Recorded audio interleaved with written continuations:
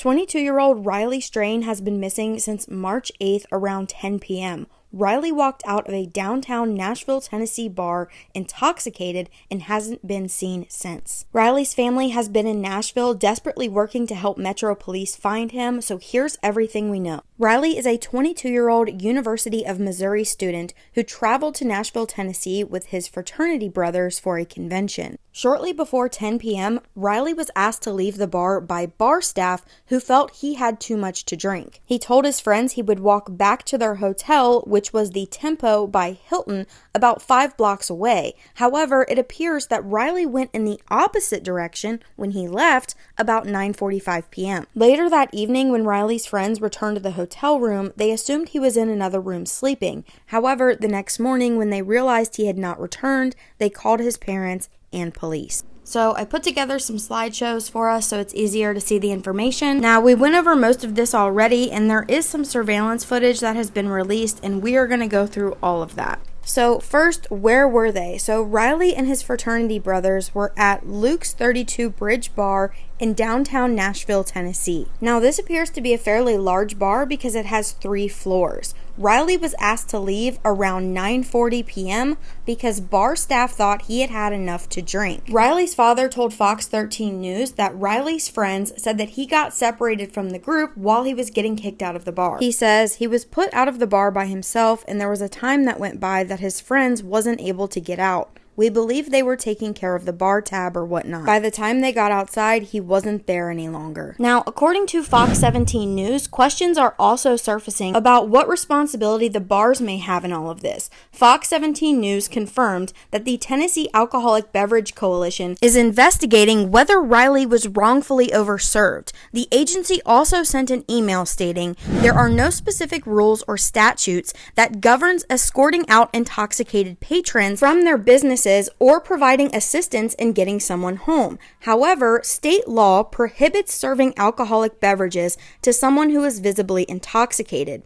A violation is a Class A misdemeanor. The TABC has opened an investigation into this matter to see if any violations have occurred. Now, meanwhile, over on Luke's 32 Bridge Instagram, they are actively deleting comments from concerned patrons who have very similar stories to Riley's. Let's take a look at a few screenshots. So here's the first by Mr. Fly Guy. I went to your bar in October and I was tipsy, but not drunk. I was waiting at the bar on the 3rd floor for a water because I needed to sober up. I was the calmest person there and waiting in line. The bouncer holds a light and shines it on my feet, and he tells me I have to leave and made me follow him down 3 stories of steps and says I have to leave. I said the person I was with is still in there, and I asked what I did wrong, and he said have a good night and didn't answer my question. I was outside trying to call the person I was with, but it's very loud. I was in the same situation as Riley Strain. If the people he was with were as drunk as he was, they're not picking up their phone because the music is loud and they're probably all blacked out. He was blacked out and probably walking and had no concept of what he was doing. I felt like I was stranded in a city I flew up for the day to see. My phone died. Why I blacked out, I'm screwed. There's another. The same thing actually happened to one of my parents' friends when they went over the summer. They kicked him out, he had no phone, and they made him go out a separate exit. I'm even going to make a post to try and help in the search of a missing patron from your bar? Okay. Y'all need to quit hiding comments about Riley. Be accountable for your place in this. Now, Luke Bryan has also kind of spoken out about this. He made 2 posts to his Instagram stories, this being one of them. He writes, "Y'all, this is scary, praying for his safe return." TC Restaurant Group operator and owner of Luke's 32 Bridge is continuing to work closely with the Metro Nashville Police Department to provide security camera footage and any other potential helpful information to aid in the search for Riley Strain. Our thoughts are with his family and loved ones for his safe return, and then he tags Luke's 32 Bridge. Now, he also shared this to his Instagram stories. This is a repost from the Metro Nashville Police Department. So other than this, he hasn't really made any public statements. So this is Riley's path that he took from the bar that they have gotten from nearby businesses and surveillance footage.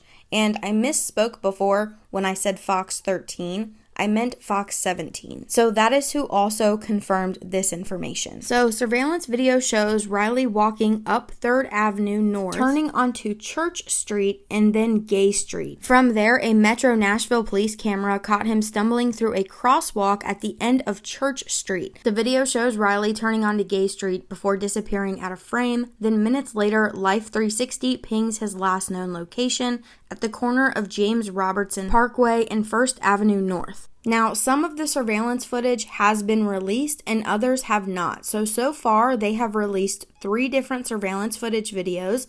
The bar shared video with investigators, but not publicly. The Old Red Bar across the street has video, and they have Riley crossing the street onto 3rd Avenue and walking up the block, but that was only shared with police. And then we have video from the Escape Game Room off of 3rd Avenue showing Riley walking in front of the business. Now, I don't believe we have the video from the escape room, but I believe I have the surveillance video footage in order. So this would be our first video that we have seen. And this one is probably the most concerning because you will see when Riley appears the right side of our screen here, he comes running and then he's going to collide with this pole.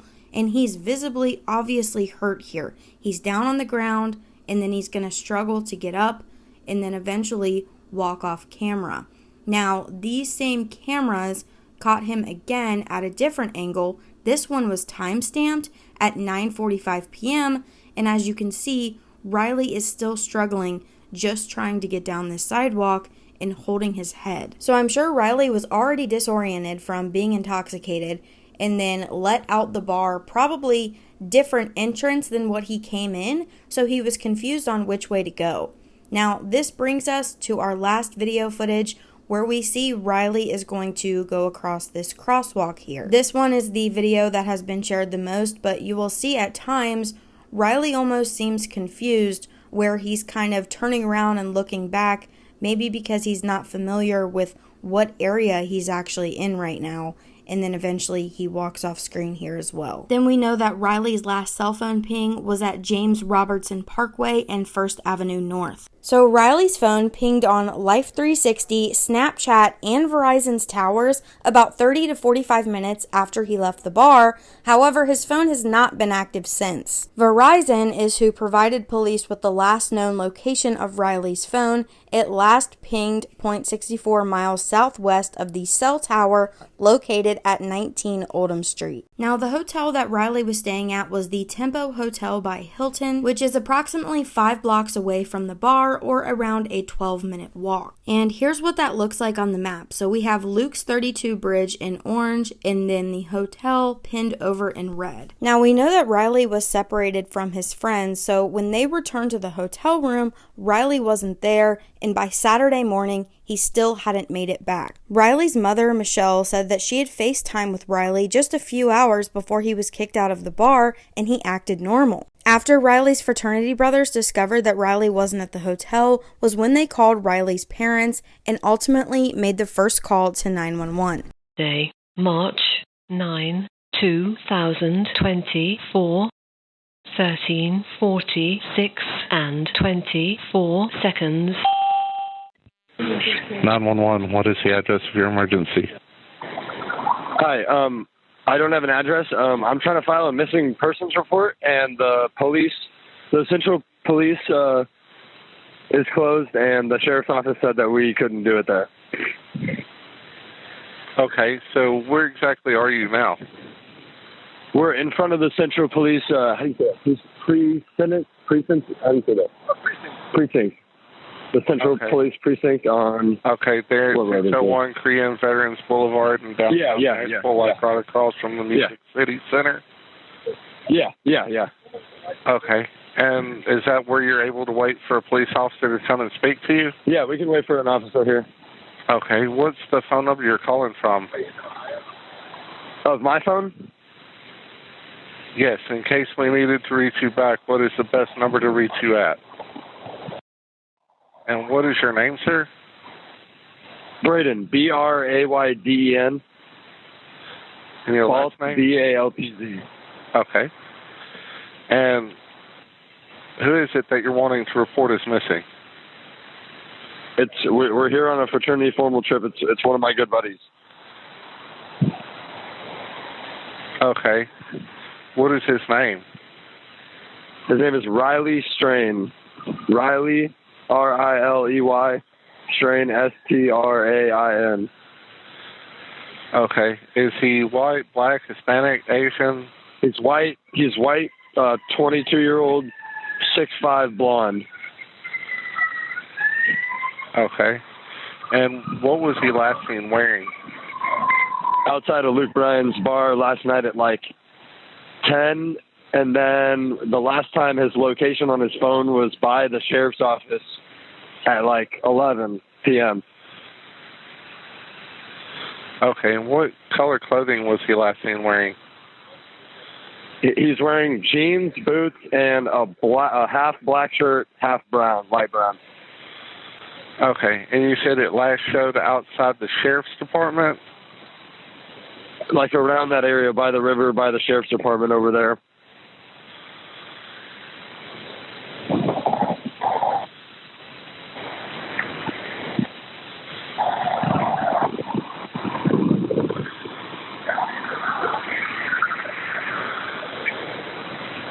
Okay. Does he have any life-sustaining medications or disabilities? No.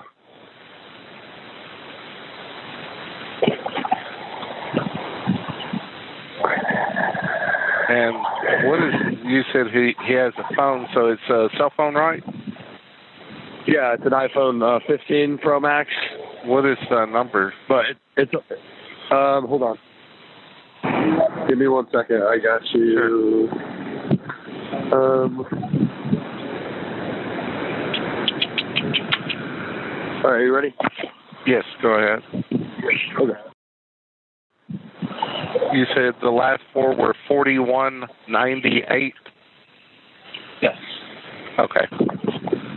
And are you going to be waiting there at the door of the precinct, or are you going to be waiting in your car? I mean, yeah, we're at the front door of the precinct. Okay. I've got the call sent there at the Central Precinct, 601 Korean Veterans Boulevard in downtown, right across from Music City Center. We'll get an officer out to you as soon as we can. Please call us back if something changes before they arrive.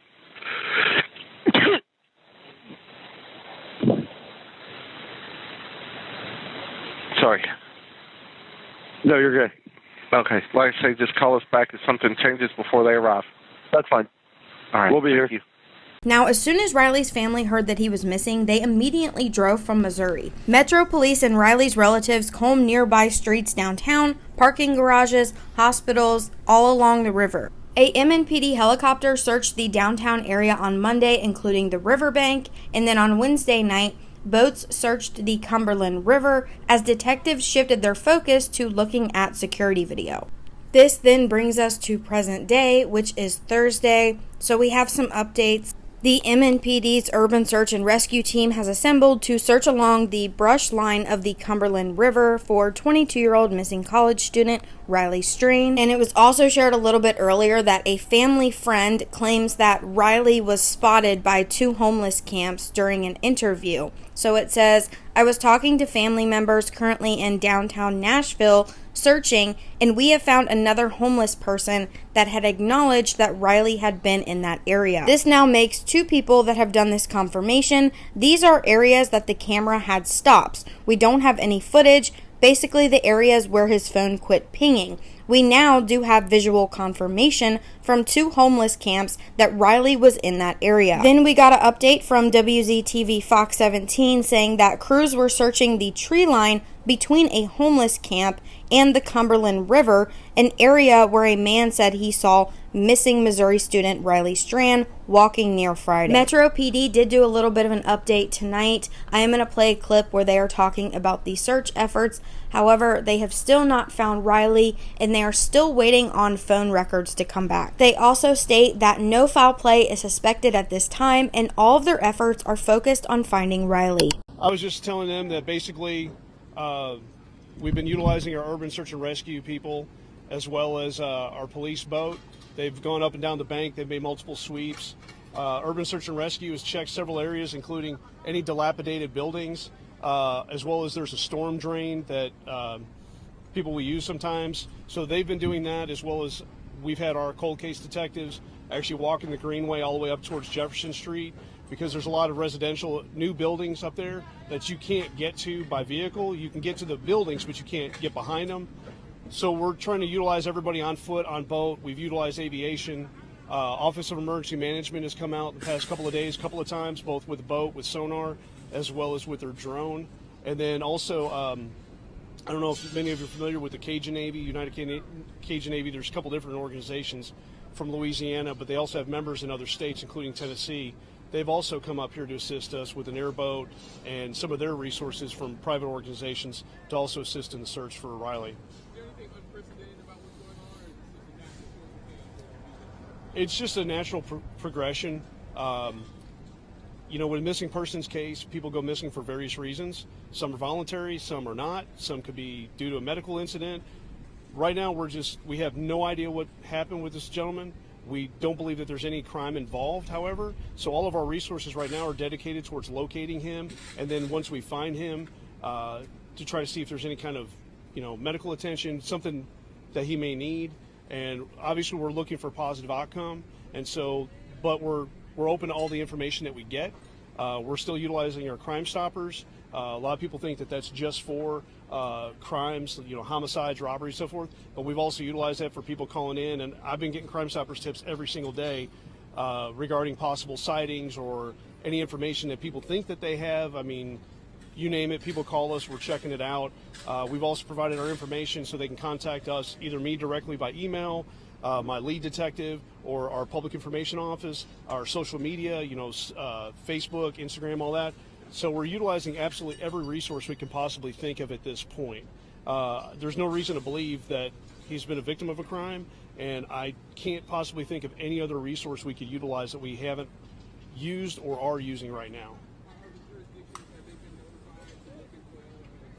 Yeah, he's been entered into NCIC, which is very common. So when we do a missing person report, when that's entered into NCIC, and as we boloed that information, we've pushed it out to some of our partner, like Sumner County, Cheatham County, THP, and so forth. They usually get that information. Our fusion centers tend to push a lot of that information out as well.